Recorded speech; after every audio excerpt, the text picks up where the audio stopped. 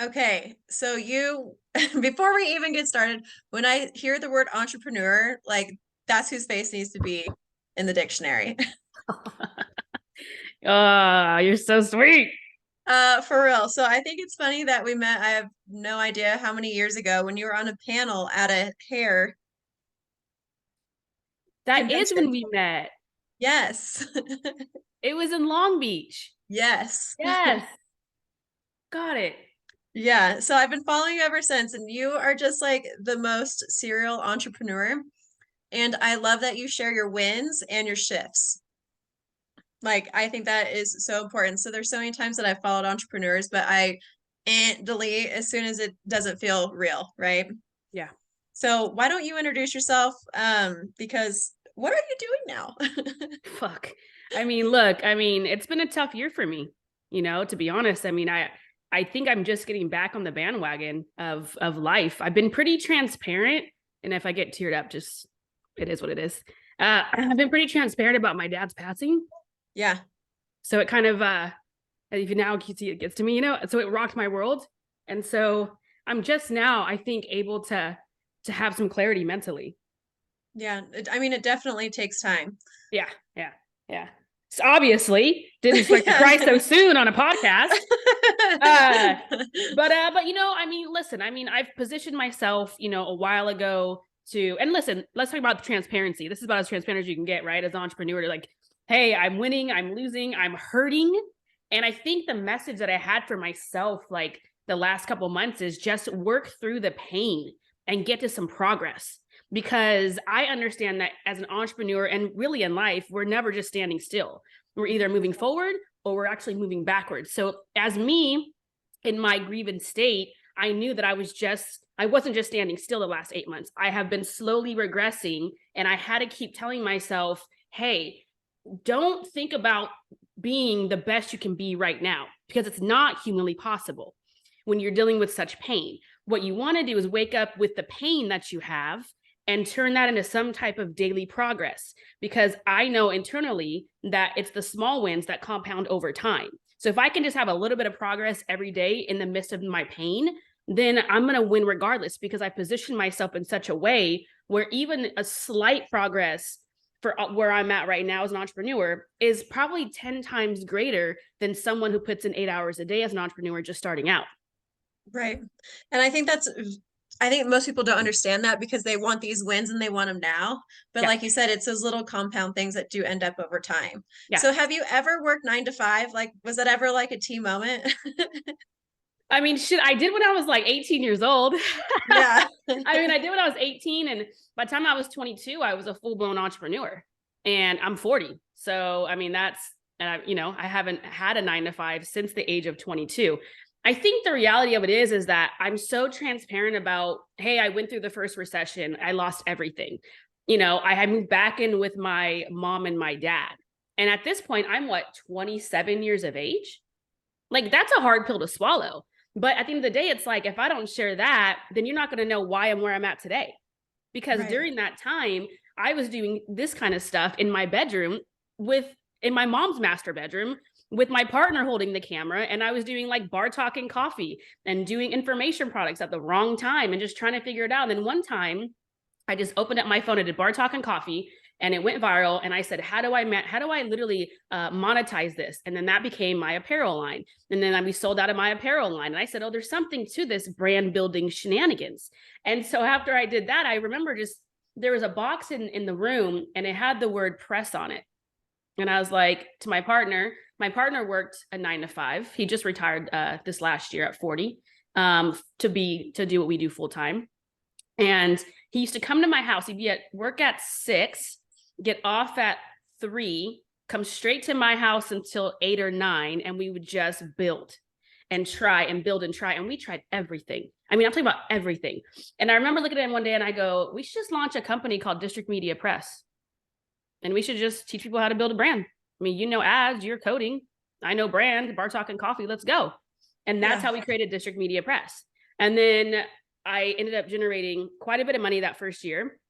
I had people that worked as independent contractors with me, and I was still broke. And I was wondering why. And I was like, okay, I don't like this feeling. And I didn't have a salesperson. I was the only salesperson. And I became slightly selfish with myself because I was self-aware enough to know that I'm not a good leader. Mm-hmm. Okay. Like, as in, like, I don't feel the need to want to work my ass off as a brand. This is just for me. And then pay other people to do a job that I can outsource for quite less. And that's just the reality. And then still be broke, bringing in $500,000. Mm-hmm. That, to me, I just thought, well, I might just do it myself and keep all the money and work smarter when I'm outsourcing. So I had made that pivot. And I made that pivot when COVID hit, because when COVID hit, it gave me an excuse, which I hate excuses, but it gave me an excuse to close up shop, right? I'm like, sorry, guys, we're closing up shop. Businesses are closed. That's our business model. And I went back to the basics. And then when I went back to the basics, it's something interesting that happens with the universe. The universe is going to give you exactly where you're supposed to be. When I went right back to my brand, Facebook called me. I got a partnership with them. And this was not a small partnership. I mean, I'm doing reels, 30 seconds in my car on my phone, and it's on track for 60 grand. I mean, you break that down into how much money that is per minute or per second, that's stupid. So I was like, okay, I'm aligned at this point, but I'm self-aware enough to know that I'm aligned. Mm-hmm. And then I went on cruise control. I said, cool. Got the new house, did all these things, right? I mean, I'm elevating, I'm glowing and growing to higher levels during COVID. And I thought, okay, let's go. Then TV called me. Then TV called again.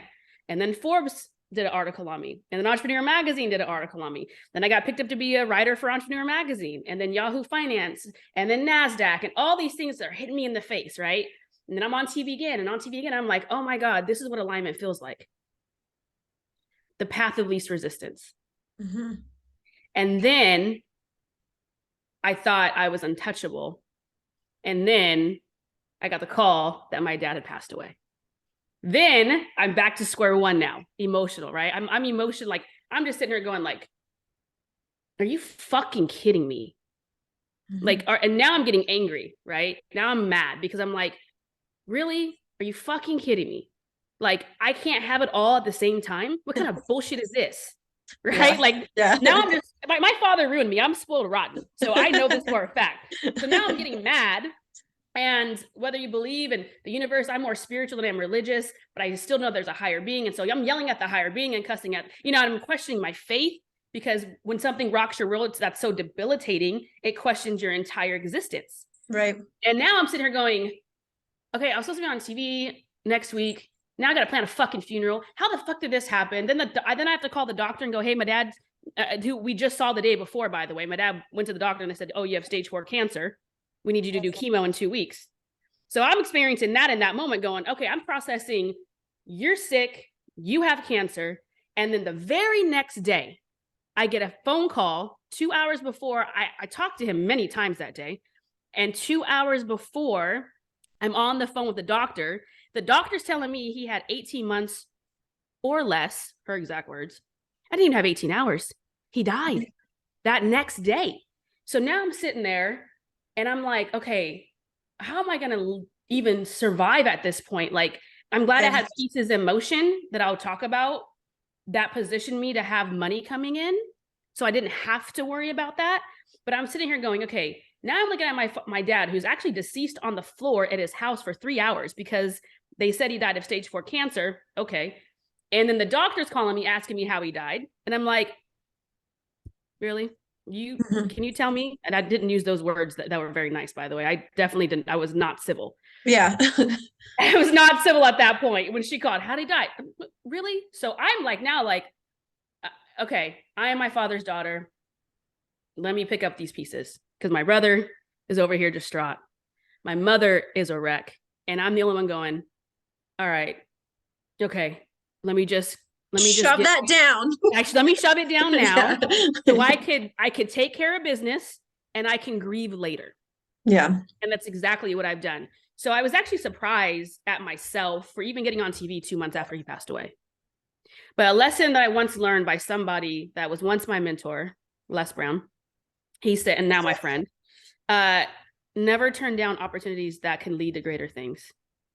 And I knew that I needed that moment 2 months later because I needed to feel what it felt like to get back to business. Yeah. And I progressively moved forward. Now, I'm fortunate, right? Because I have investments that I made a year and a half ago in crypto that were paying 1% a day. So I'm making $700 a day. When it fluctuates, $300 a day, back to $700 a day. So I'm like, okay, one smart decision has led to an insane amount of time to take care of myself emotionally. Mm-hmm. However long that takes, at least you have that. So give yourself a break. Yeah. And that's been my story this year. Yeah. That's heavy. Well, and I really applaud you for sharing all of that because fuck. Like, I mean, most people they're like they get this news and then they get time to process, and you didn't have, like you said, 18 hours to process. No, right, right. Yeah. So, I mean, you're huge in like manifesting and like trying to see the bigger picture and everything like that. How have you allowed yourself, like when did you, I know you said that you were spoiled, so I'm sure that your dad had some piece of that, but like when was like the point when you were like, I am worthy of this stuff, like, and I just need to get the pieces in motion, right? Because that's what you taught me. You're like, what the fuck are you waiting for? Like, do it yesterday. Right, right, right. Something is, I believe in the power of it's funny you asked me that. I believe in the power of journaling. And I I journal everything. I went to Universal Studios VIP with my niece and my cousin, so that's that. But I journal everything, and I call it my empowerment morning because I want to put the intention in motion every single day for what I expect to happen. So sometimes I just talk about how grateful I am for my relationships, my family, my friends. And then sometimes, which is most of the time, every single day, I'm actually writing down what I expect to happen in future form. Mm-hmm. So give you an example, yesterday, I haven't done it today, but I'll do it later on because I sometimes do it in the afternoon as well. And this one was just, I am a part of We the Culture in January 2023, which is a huge partnership with Facebook. I'm already speaking that into the universe because I talked to my brand manager a couple of days ago about it. So my personal brand is elevated to higher heights. I generate just under my brand alone 1.4 million the last 6 months. So I speak it. Mm-hmm. And there's something magical that happens when you actually see something in your mind. That means you can hold it in your hand. Yeah. And then so do you put like a time stamp on it, or do you let the universe or whatever you believe in like take it from there? I put a timestamp on it. I have a vision board in my room, and it's a whiteboard, and I actually have the timeline mapped out. It's very interesting. I should have brought it in here, but it's very interesting because I had adjusted my goals because what we tend to do is we have these big goals, and then sometimes we have to make that aggressive pivot. And that pivot may look very different than what's on the board. So I had made some adjustments from my vision board a month ago. And on there, I said by March 30th, 2023, I will be verified on Facebook and Instagram. That's already happening. Exactly. Or happened. It happened. Yeah. What I'm saying, it happened. Right. Not a month. It happened days later. Days later. And I was like, okay, well, that was easy. Mm-hmm. So yeah, I'm a huge believer in just setting the intention and putting it out there, and give yourself a little bit of a break, even if you don't hit that mark right away. What you need to do, and what I advise everyone to do, is to be present enough to identify if you're closer to that path, because you'll have little small wins that won't look like the big win, but it's like, if I can recognize that and then I can see it, then I know that it's on its way. Mm-hmm. Yeah, I love doing vision boards, and actually like there was a time where it scared me because the shit started happening, and then I was like, bah, now I've really got to think about what I want to put on here. Well, and then you also go like, holy fuck, I need to think about what the fuck I'm thinking about, because 100%. Now I get a little paranoid. Like I get like paranoid, like I know I have some trauma, some PTSD from my dad's experience, and that'll play in my mind during the daytime, and I have to snap myself out of it and go, hey, thoughts are things. You're perfect health. You're getting into perfect wealth. You know, like I have to, I snap myself out of it. And one of the techniques that I used to do, which I think trained my brain, is I used to wear a rubber band around my wrist. Oh, really? Not the thin one, that thick motherfucker. Yeah.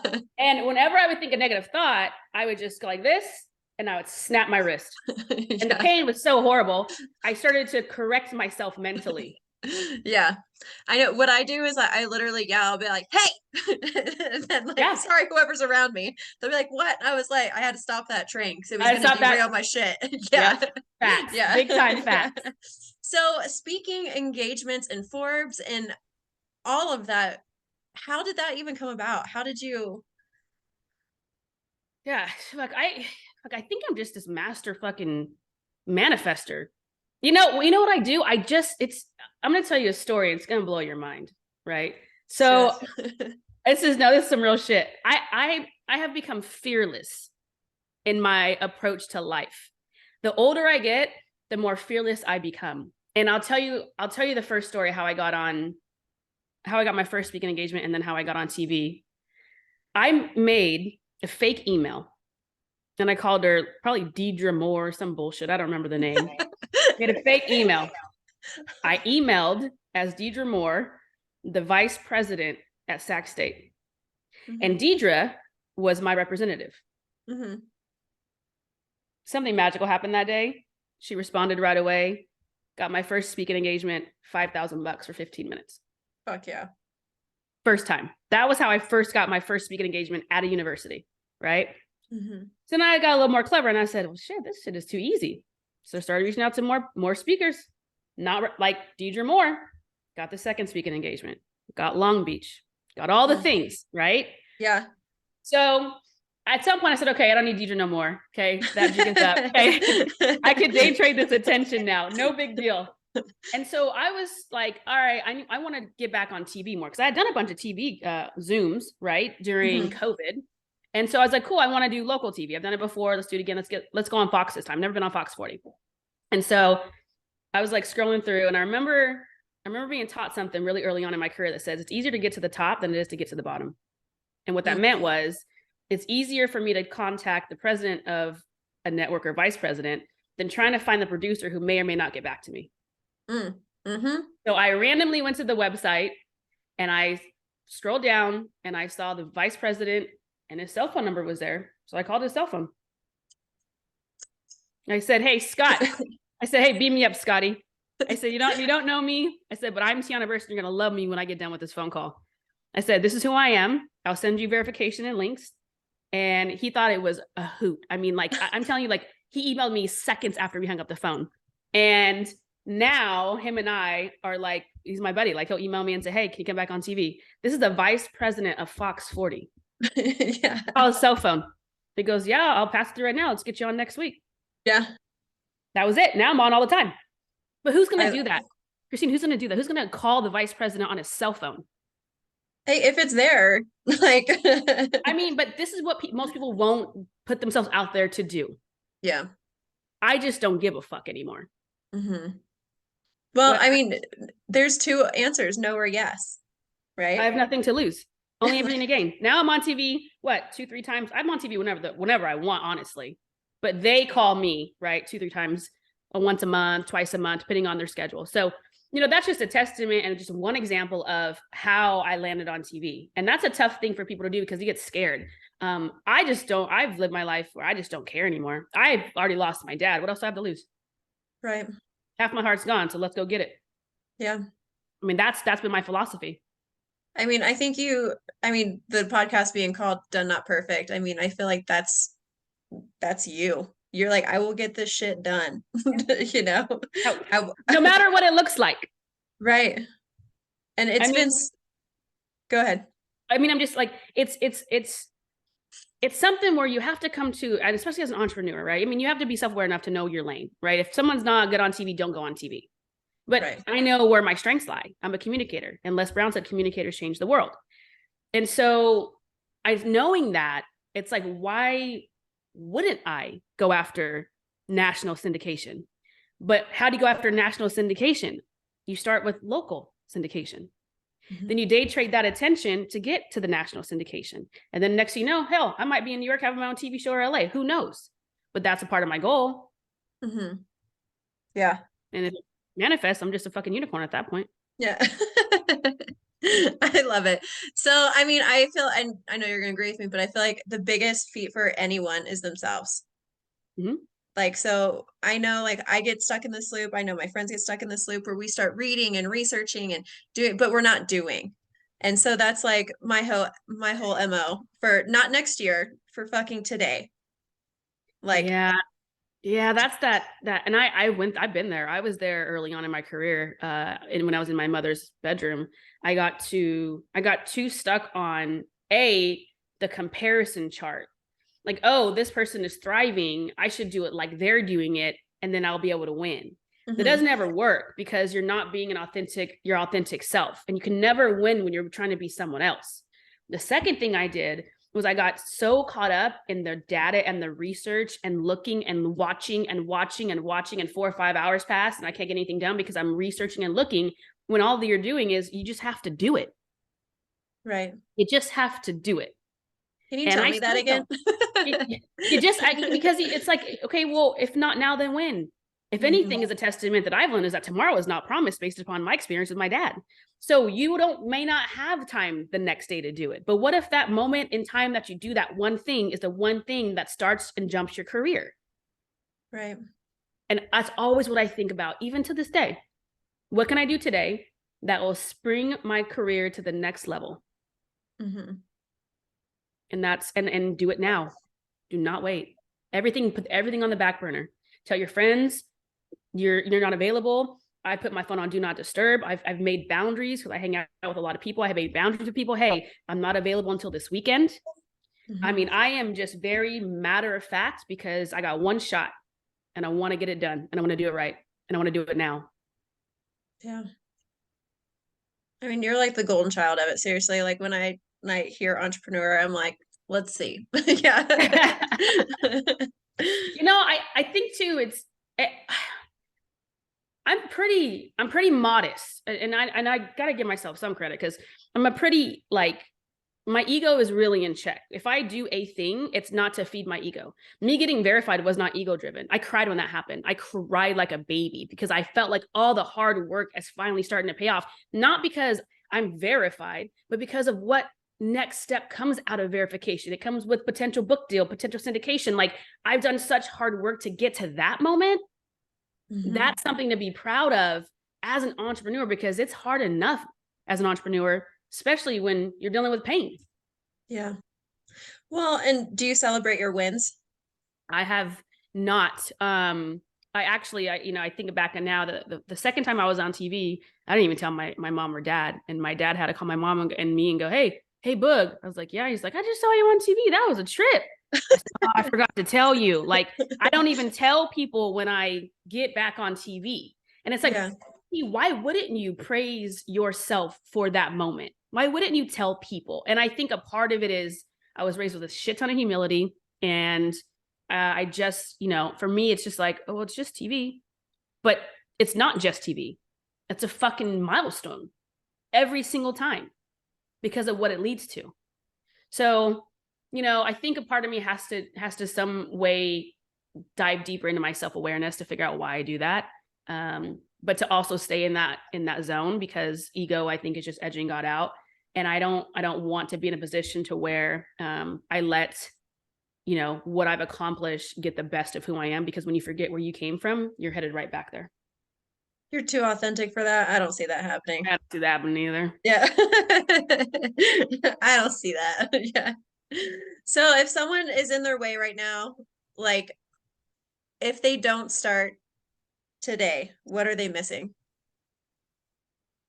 They're missing a few things. They're missing. They're procrastinating, first of all, and they're holding themselves. They're in fear. That's what they're just in fear of someone else's point of view. That's Hmm. the only thing that it is. Because if you don't act upon what you've been wanting to do for a long time, then you're just afraid of what someone might think of you as you take action. Now, on the flip side, let's say that's not the case, then you're just procrastinating. And that's not going to get you anywhere. Right? You can always change your name. You can change your logo. You can change your mission. You can Yep. pivot like a motherfucker. Oh my God. Are you kidding me? We're in the process of doing a new website for myself right now, Tiana. I mean, like it's you. And that's the one thing too, is people get caught up on the look of something. I've seen the worst looking e-commerce sales pages generate $20 million. Wow. When I realized that, I was like, fuck it, game over. Throw some shit up and let's get some ads going. Like, you know, like you realize like, okay, you can always change the look of something. You can always rebrand yourself. Who cares? Just do it. Just do, because at the end of the day, you don't know who's watching. It was a very interesting story. I have all these fucking stories. I get it, my phone rings, right? And for some reason, I don't know why. My dad's ID. I don't know why, but for some reason, I answered the number that I didn't recognize.